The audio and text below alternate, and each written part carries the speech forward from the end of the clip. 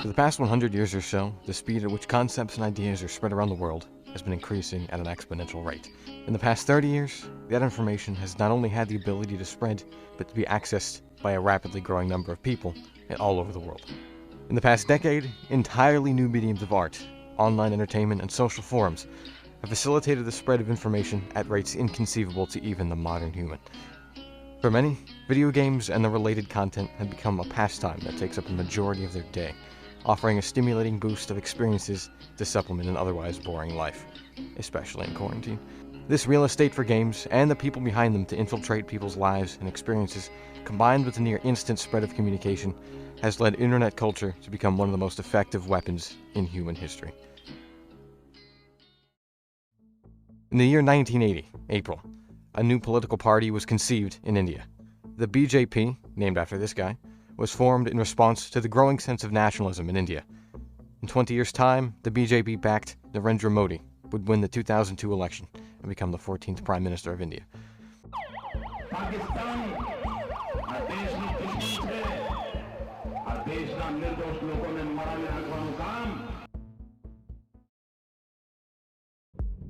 On the 5th of May 2020, a skirmish broke out on the India-China border over road construction, ongoing to this day and killing 20 Indian soldiers, wounding over 100.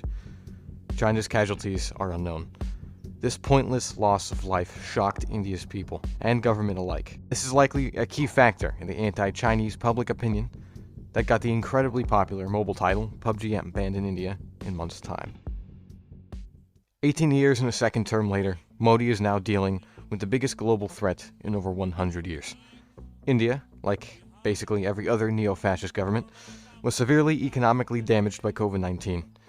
In response, Modi unveils his master plan on the 12th of May 2020.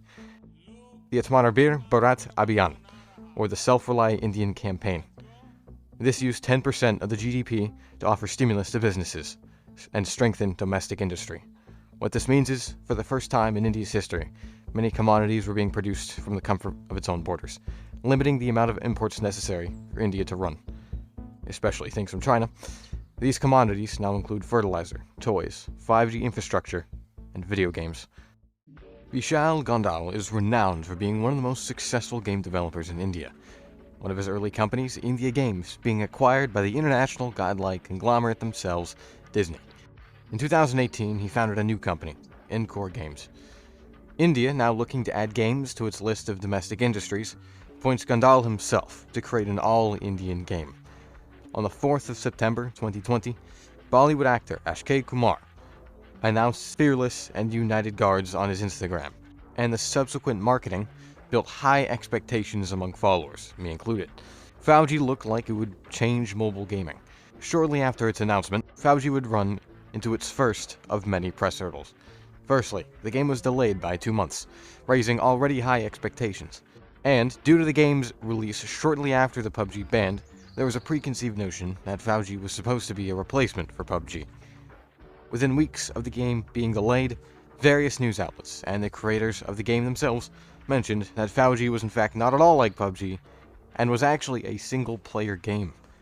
This subversion of expectations killed people's hype considerably, and would be an omen of things to come. FAUG didn't just fall below expectations, it didn't even hold a light to them.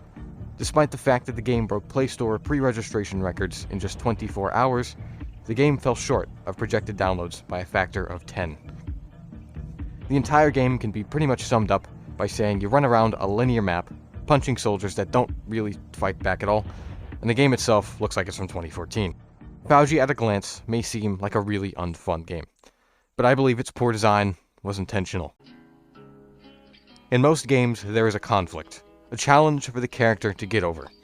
Whether it's beating the other team or completing a difficult boss fight, there's always a threat to the player to add the utmost fundamental element of storytelling, the conflict.